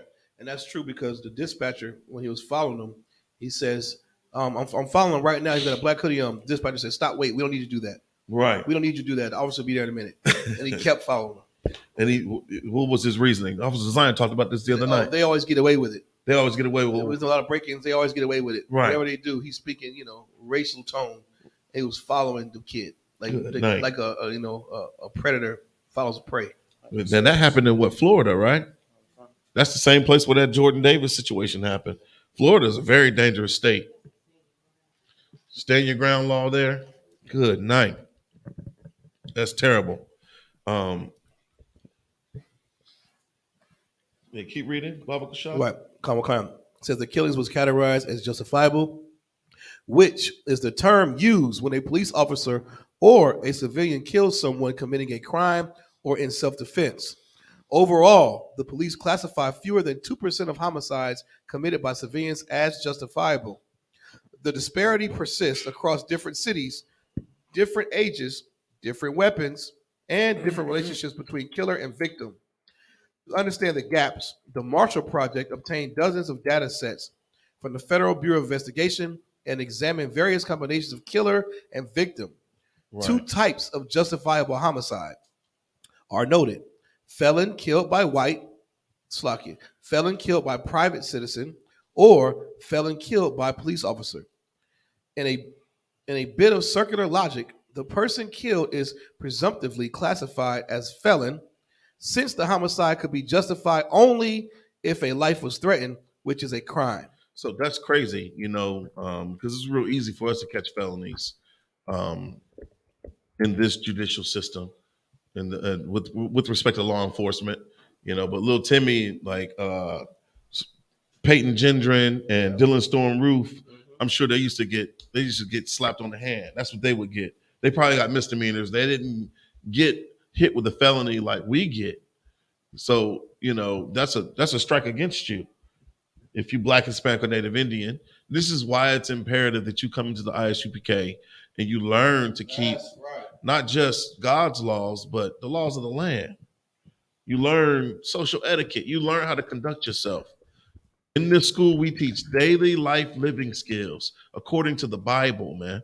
This is not thus saith Bon Kayal or thus saith Officer Zion or Kowal or Commandant General Yohana. This is thus saith the Lord. Right. We only giving you what's denoted via the scriptures, man.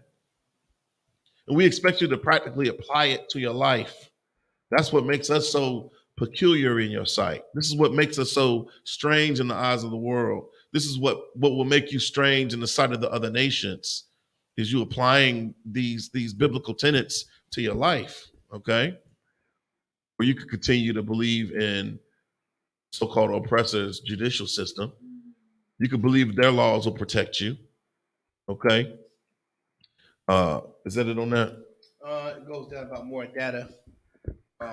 Talks about brawler, alcohol, United States law of self-defense. Read that one. Yeah, we could talk about that because I mean, you know, conflict resolution. We have an issue with conflict resolution in Israel. We have a definitive issue when it comes down to us being able to get along with one another. I know Jeremiah Hyman talked about the value of counsel in his Monday night class. And it's very important if you are Black, Hispanic, or Native Indian that you come in here because you don't have to rely on the courts of the so-called oppressor. We have our own counsel. You got wise counsel from the generals and the captains, you know, and the camp leaders, you know. These brothers are hell-bent on keeping God's laws in addition to, you know, keeping the laws of the land, you know. So I put my trust in the counsel of, you know, General Hyman or Commander General Yohana over the Supreme Court. Right. I don't want Clarence Thomas. You know, I don't want to put my life in Clarence Thomas' hands. You know, I don't want him making a decision moreover than a righteous man making a decision on my life. I know a righteous man is going to be merciful. You know, he understands grace. Clarence Thomas don't. He don't give a damn. He look at you like, why you didn't put yourself up by your own bootstraps like I did? Right. You know? But yeah, is that it on that? The self-defense. The self-defense. Okay, so when we talk about alts between brothers and sisters, we all know the process of resolving conflict in here, right? In the book of Matthew, it talks about that, right? Where we at? Let's do Matthew. I want to get to Ezekiel to talk about the spirit on the oppressor. Let's do Ezekiel 35:5. Khan, it's the book of Ezekiel, chapter 35 and verse 5. Because thou hast had a perpetual hatred and hast shed the blood of the children of Israel by the force of the sword in the time of their calamity, in the time that their iniquity had an end. Good night. That's a lot to unpack right there. You know, as a priest and prophet in here, you learn how to break down scriptures, right? Right. And whatever you need is right there. It's right in front of you, right? Because thou hast had a perpetual hatred. That word perpetual means what? If something's perpetual, what does that mean? Slaka, sir. Go ahead. Never ending. Never ending, ongoing. Khan. Most high in Christ. Get that sister hand. You like to read, don't you, sis? Ongoing, right? It's been ongoing. The conflict between Jacob and Esau, right, since the womb. It's the manner of two nations, right? Khan. Separated or divided in the womb, right? We're two manner of people, literally. We don't even walk the same. We don't walk the same at all. I seen a video of that Reverend Jeremiah Wright, and he talked about, I'm not good with music, but the rhythm of cadences. He talked about, you know, the 1, 2, 3, 4, 1, 2, 3, 4, 1, 2, but we do 2 and 4. Right. You know, that's the way, or rhythmically how we move, how we clap to music, or, you know, that we literally walk to the beat of a different drum, literally. With the 2-step, you know what I'm saying? It's not as mechanical as the oppressor. It's more fluid, you know. It's just right. Go ahead, sis. When they call it sibling rivalry, because I have 2 Right. They never did. They used to fight all the time. Right. So, I mean, and they stuck till this day. They're grown. They're like that. Oh, I keep telling them, I said, well, I'm trying to get along. I'm not going to do it. Well, I know with them, you know, they both got the same father. Yes. Right. So they don't have an option but to get along, just on the strength of them being of Israel. Right. You know, we got to learn how to look at one another and be long suffering. Right. You know, I know personally, I have a real mean streak, and I can get angry and I won't let things go. You know, but then I think about the mercy that I've been shown by the Most High, because I should have been dead a long time ago. You know, the old man. So who am I to not be forgiving of my brother or my sister? Who am I to, you know, want them to meet an end that I didn't meet? I did the same thing that they did, but to another person, another time, you know. But I got showed mercy by the Most High, you know. So I got to pay it forward, you know. We talk about Matthew 5, where we at, verse 38. So when it comes down to us dealing with each other, this is what Christ said in the book of Matthew, chapter 5, verse 38. Let's pull that real quick. And you still hold Ezekiel. You still hold Ezekiel, because that one, that's a lot to unpack on Ezekiel. But you talked about, you know, your daughters having that sibling rivalry. See, the difference between Jacob and Esau is that the Lord put that division there. The Lord instituted that, you know. I don't think he did that with your womb as far as your babies, you know.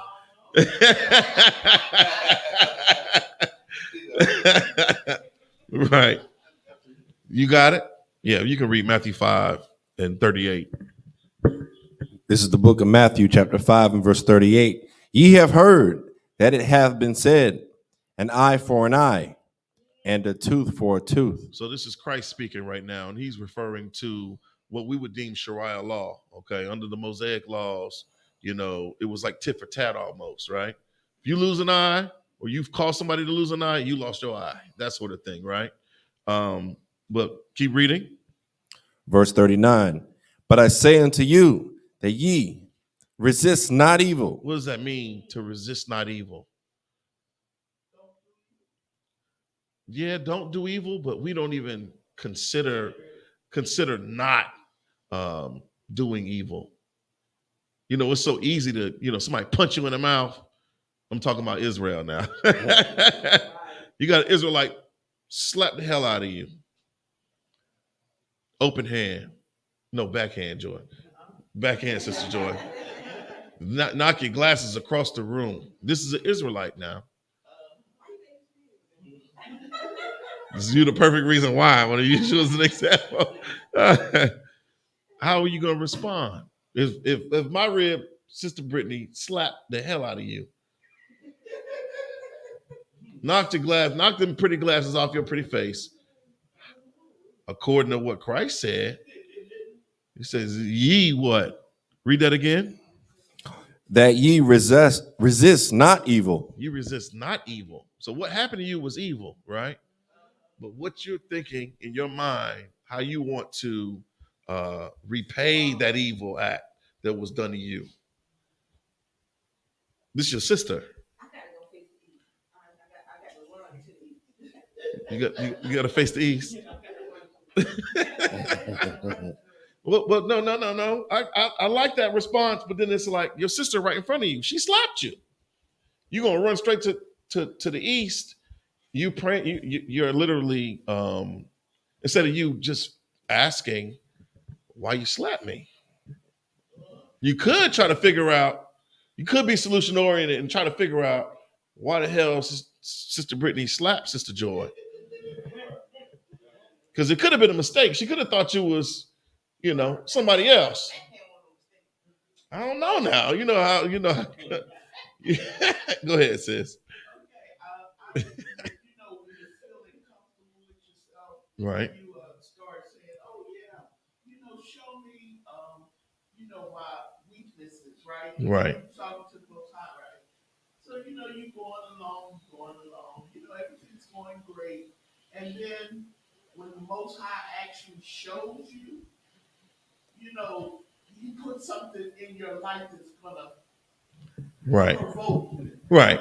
You know what I'm saying? So, you know, because I was asking one time, I said, you know, asking my family, you know, what characteristics don't you like about me? And they said nothing, you know. But then the Most High,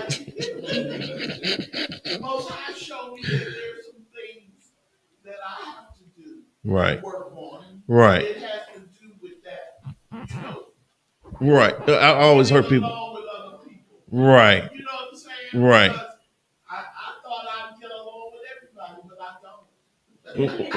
don't. Right. And you know what? That's cool, you know. I believe that was the Most High showing me. You know, you understand what I'm saying? I'm not gonna say it's cool to not get along with other people, but that's a human. I'm not saying that. No, I said that. I didn't mean to say that. No, what I'm saying is that a lot of times we're so sure of ourselves that we have, you know, that we know everything, we can do everything. But the Most High shows us by putting things in our lives Right. that are going to, you know, test us to see how we handle it. Right. And a lot of times this really shows who you really are. And you think you're okay. Some trials. Yeah, those trials are rough. You think you're all right. Yeah. Like Job, I guess. Yeah, that story is one for the books there. Right. Right. We talk about the Lord trying the reins, you know, and then you being literally tried by fire, essentially. You're being refined. You going through those things. You're supposed to learn, you know, you're supposed to, like you said, not be so sure of yourself. The things that you struggle with, you should be getting stronger, you know, as life progresses. So when the Lord puts or allows you to go through a trial or you go through a test, you know, you should be able to be successful, you know. So in a situation like that, with respect to what we're talking about here, resisting the evil, you doing that other thing and not right. You even consider doing that other thing. Right. You just want to go tit for tat, meet evil with evil, you know. Yeah, you can't do that if you royalty. You got to be rational. You have to be the opposite of a nation of fierce countenance. You can't be aggressive in your temperament. You got to be. You have to approach every situation with wisdom.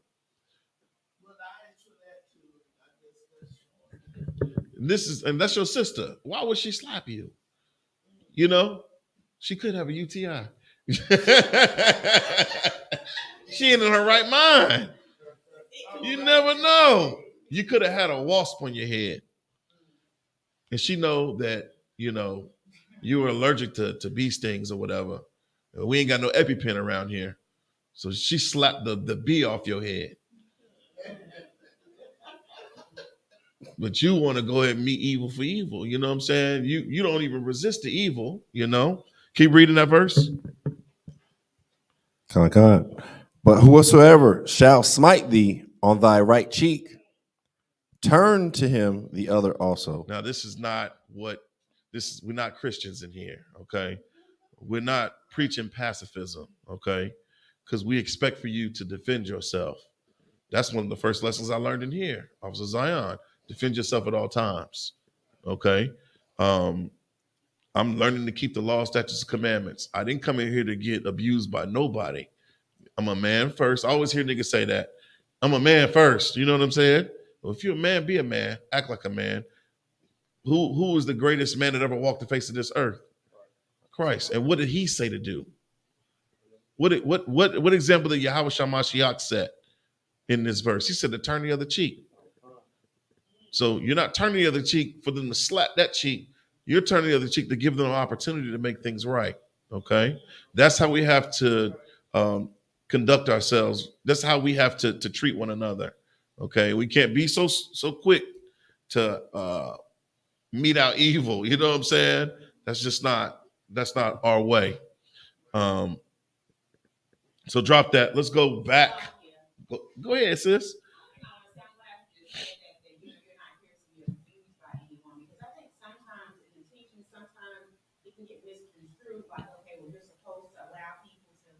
Do this, do that, say this, and being abused is both physical and mental. Right. We're not here for that. Right. We're not here to mistreat each other. And I think sometimes we kind of take on the role of, okay, I don't think that's right.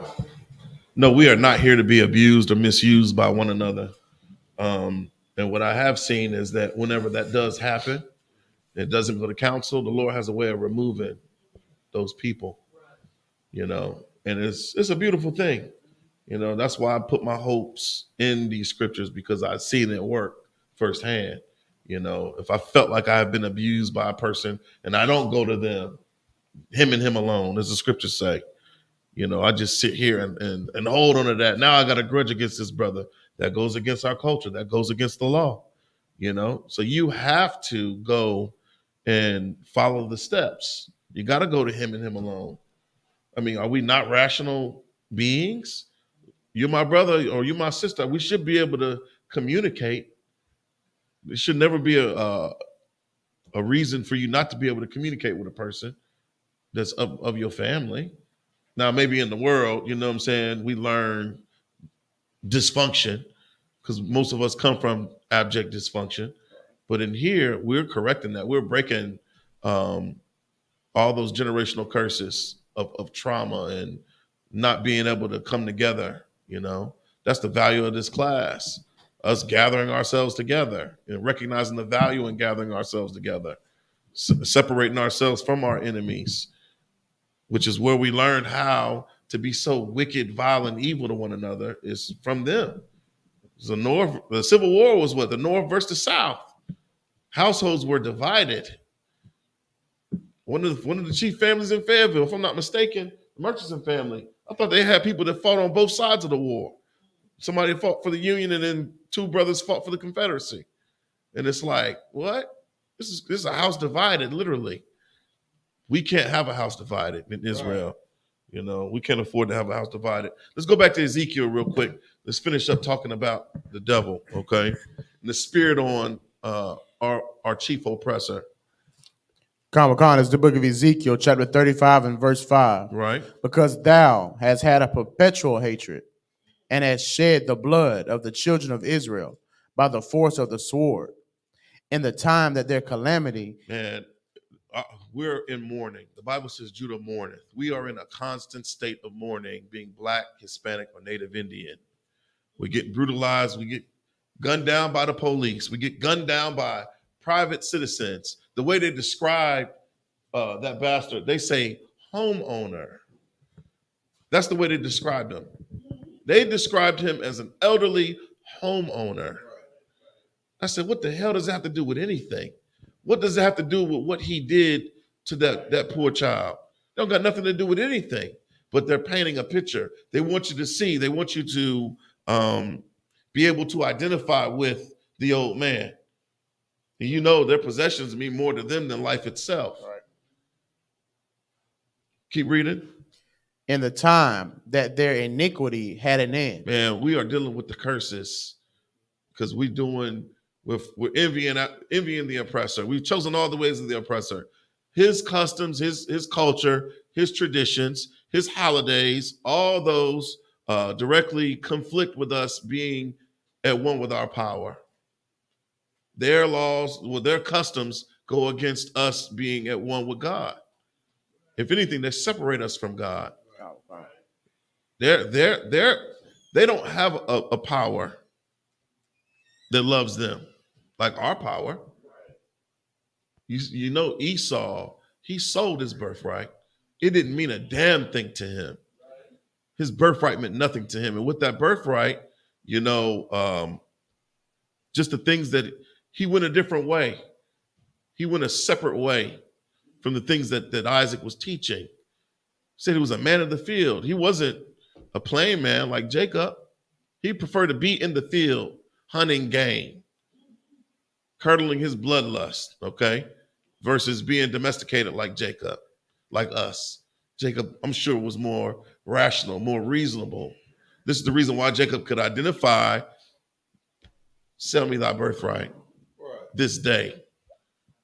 It just makes sense.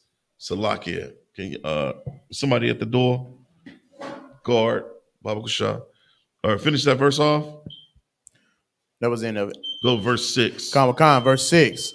Therefore, as I live, saith the Lord God. Saith who? The Lord God. Saith who? The Lord God. Right. I will prepare thee unto blood, and blood shall pursue thee. What does that mean, to prepare thee unto blood, and blood shall pursue thee? That seems like that's the curse that's on us. Khan. We've been prepared for blood. You think about the history of Blacks, Hispanics, and Native Indians in America alone. I ain't even talking globally. I'm just thinking of all the Native Indians that were slaughtered. You think of the Trail of Tears. You think about the Tuskegee experiments. You think about J. Marion Sims and the experiments he did on women. No anesthesia. Him correcting fistulas and, abscesses and such. You think about our history with the police, our history with lynching. It's just so much. It's like we were prepared for blood, literally. And what? Blood shall pursue thee, right? Well, these curses are reality, essentially. This is what the Lord has prepared for our oppressor. This is his future. This is prophesied to be his end. Okay? Keep reading. Khan. Saith thou has not slacked. See. Yep. Sith thou has not hated blood, even blood shall pursue thee. Even blood shall pursue thee, man. So the way that we just can't get away from, being brutalized and murdered in this place, that's the future of the oppressor. Right. If you keep reading, it talks about Mount Seir. We know who inhabited Mount Seir or Seir, okay, which is the so-called white man, okay. But with that, I'm gonna pass the class off to Precinct Officer Quadam Banyahawadah.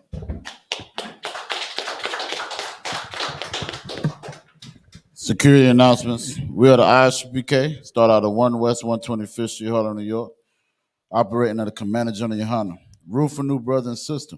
When a new brother or sister comes into the school, they are off limits for 6 months. They are to be saluted only. They are here to share themselves of the world. If they need transportation, the teacher will arrange it. After 6 months, if a brother or sister has an interest in a particular person, he or she must get permission from the head to speak to a brother or sister. There's another 6 months in which the brother and sister will court each other. After this 6 months period, the brother and sister will get permission from the head to marry. Tithes, which is a commandment. Numbers 18 and 21. Malachi 3, 8 through 10 means tenth in the Hebrew, ma'ashra. 10% of every penny of any increase the Most High gives you. Give to the Treasury Department or teacher. Priest fund, free will offering for priests, not mandatory. Whatsoever amount you would like. Upcoming holy convocations, we are in the feast of first fruits. Right. First fruits. See it. We're in the feast of first fruits. It started after the Sabbath of the unleavened bread of sundown, April the 9th, 2023. A count of 50 days, and we're to celebrate it on the 50th day, which is Monday, May the 29th. It'll be starting at sundown. You can find us in Leviticus, the 23rd chapter, 10 through 22.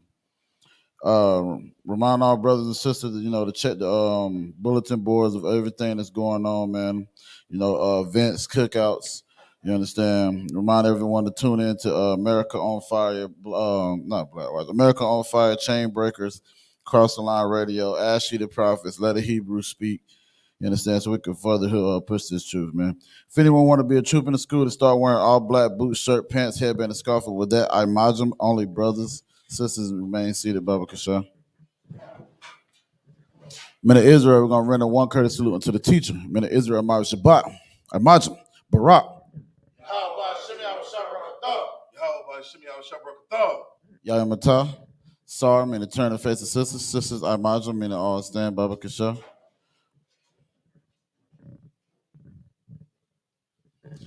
Men of Israel, we're going to render one courteous salute unto the sisters. Men of Israel, my Shabbat, I Maj, Barak.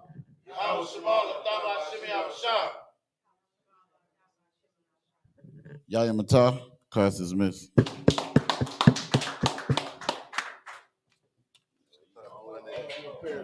we go,